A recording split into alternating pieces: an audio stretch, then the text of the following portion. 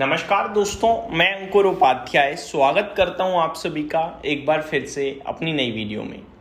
भारतीय बाजार में आज गिरावट देखने को मिली है और काफ़ी बड़ी गिरावट देखने को मिली है।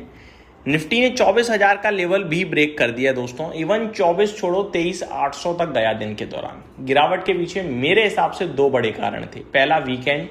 आपको कि भाई वीकेंड तो हर हफ्ते आता है। एक्चुअली में क्या है ना, आपको याद होगा जब ये वॉर शुरू हुई थी तो हर छुट्टी से पहले बाजार गिर जाता था। चाहे फिर वो अंबेडकर जयंती की छुट्टी हो एक दिन बीच में, उससे पहले गिर जाना हो, या फिर वो लंबा वीकेंड हो, उस वीकेंड से पहले गिरना हो। ये सब इसलिए होता है दोस्तों, जब बाजार को लगता है कि यार कुछ नेगेटिव आ सकता है तो वो पहले ही उसे डिस्काउंट करने चाहता है, तो वो पहले ही गिर जाता है। या कुछ अच्छा आ सकता है तो वो पहले ही बढ़ जाता है। ये सारी चीजें मार्केट में आपको नॉर्मली देखने को मिलती हैं। अब वीकेंड से पहले बाजार का गिर जाना, ये सिर्फ यही संकेत था कि डर का माहौल है, शायद चीजें सॉल्व ना हो यूएस और ईरान के बीच में। क्योंकि ईरान क्लियर कट कह चुका है कि मैं तब तक बातचीत नहीं करूंगा जब तक ब्लॉकेड नहीं हटेगा। दूसरी तरफ अमेरिका भी कह चुका है कि ब्लॉकेड तो नहीं हटेगा, पहले बातचीत करो, डील करो, उसके बाद हम हटाएंगे। तो बहुत ही कॉन्ट्रा कॉल चल रही हैं, जिसके बाद उम्मीदें यही थी कि कुछ नेगेटिव आने के चांसेस ज्यादा हैं। खैर, वो सब मैं आपके साथ बाद में बात करूंगा। अभी निफ्टी कहां बंद हुआ? 23,900 के पास अराउंड 1.1% गिरकर बंद हुआ। सेंसेक्स में 1.3% की गिरावट थी। बैंक निफ्टी थोड़ा कम गिरा है, 0.4%। स्मॉल कैप इंडेक्स में 0.87% की गिरावट थी और मिड कैप में करीब 1% की गिरावट दिखी आपको। आज का कल्प्रिट था आईटी क्षेत्र। पूरा सेक्टर गिर गया दोस्तों, 5.25%। बड़ी गिरावट थी और इस गिरावट के पीछे का रीजन था इन्फोसिस का शेयर करीब 7% नीचे बंद हुआ अपने खराब नतीजे नहीं, खराब गाइडेंस की वजह से। गाइडेंस वीक थी, इन्फोसिस टूटा। इन्फोसिस का एडीआर कल 4-4.5% वैसे ही नीचे दिख रहा था, लेकिन भारत के बाजार में इन्फोसिस का शेयर 7% टूट गया खराब गाइडेंस की वजह से। और इन्फोसिस ने पूरे मार्केट, पूरे आईटी क्षेत्र का मूड माहौल बिगाड़ दिया। अगर आप अभी देखें तो आज आईटी इंडेक्स में एकमात्र ओएफएसएस को छोड़ दिया जाए तो सारे के सारे लाल निशान में बंद हुए हैं। कोफोर्ज में करीब 5.5% की गिरावट थी, एचसीएल टेक में करीब 6% की, इन्फोसिस करीब 7%, एलटीएम करीब 5% नीचे था, एम्फेसिस में 4.5% के करीब की गिरावट थी, परसिस्टेंट में 6.25% की गिरावट थी, टीसीएस में करीब 5.5% की, टेक महिंद्रा में करीब 4.25% की और विप्रो करीब 1.5% नीचे देखने को मिला। तो चौतरफा आज आपके लिए गिरावट थी। क्यों थी वो मैं बता चुका हूँ, इन्फोसिस रीजन था। बाकी मीडिया, फार्मा, रियल एस्टेट और मिड कैप सिलेक्ट, इनमें गिरावट थोड़ी बड़ी थी।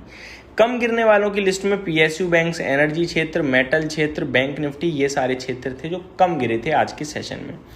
गिरावट की बहुत बात हो गई, थोड़ा तेजी की बात करते हैं। तो एचएससीएल आज कमाल कर रहा था अपने नतीजों के बाद, 5% ऊपर।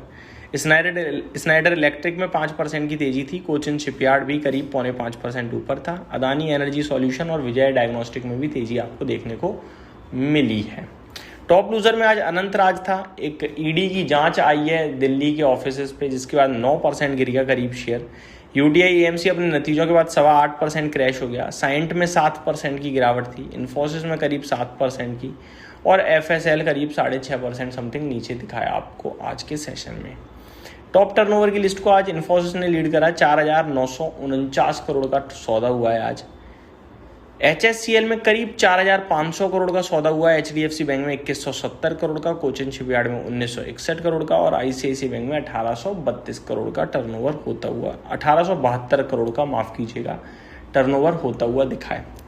इतना सब कुछ होने के बाद कच्चा तेल जो लगातार उबल रहा था वो आज $107.5 तक चला गया, लेकिन अभी देखोगे तो $106 के आसपास ट्रेड कर रहा है, क्योंकि ईरान और यूएस की मीटिंग की खबर आने के बाद थोड़ा शांति मिली है कच्चे तेल के प्राइसेस में। देखने वाली बात यह है कि इस मीटिंग में जो कुछ होता है उससे पॉजिटिव आउटकम आता है या नेगेटिव आता है। पॉजिटिव आया तो बाजार कूदना चाहिए और नेगेटिव आया तो बाजार और गिरने के चांसेस पूरे हैं। गिरावट की बात करें तो कल एचएसबीसी ने इंडियन इक्विटीज को डाउनग्रेड किया था, जहां पे न्यूट्रल की रेटिंग से सीधे अंडरवेट की रेटिंग दे दी। आज के सेशन में जेपी मॉर्गन ने डाउनग्रेड कर दिया है इंडियन स्टॉक्स को और इंडियन मार्केट को। मार्केट पे उनका जो बियर के सिनेरियो में निफ्टी पे व्यू है वो है 20,500 का। पहले जो बुल के सिनेरियो में निफ्टी पे व्यू था वो 33,000 का था, अब 30,000 का रह गया है।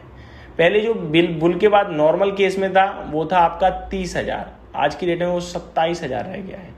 तो चीज़ें काफ़ी तेज़ी से बदलते हुए दिख रही हैं हमें भारतीय बाजार के लिए, स्पेशली बड़े ब्रोकरेज फर्म्स को, रेटिंग एजेंसीज को। इस समय पसंद नहीं आ रहा है मार्केट, सिंपल भाषा में बताऊं तो।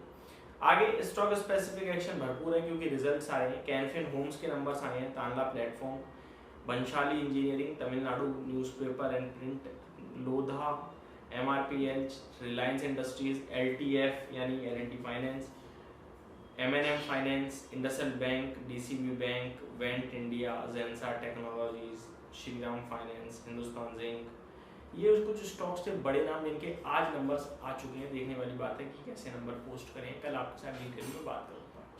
दोस्तों, भारतीय बाजार में गिरावट से आपको डरना नहीं चाहिए, लेकिन फुल फ्लेज तेजी के बारे में भी अभी नहीं सोचना है। थोड़ा थोड़ा लेंगे तो ज़्यादा अच्छा रहेगा।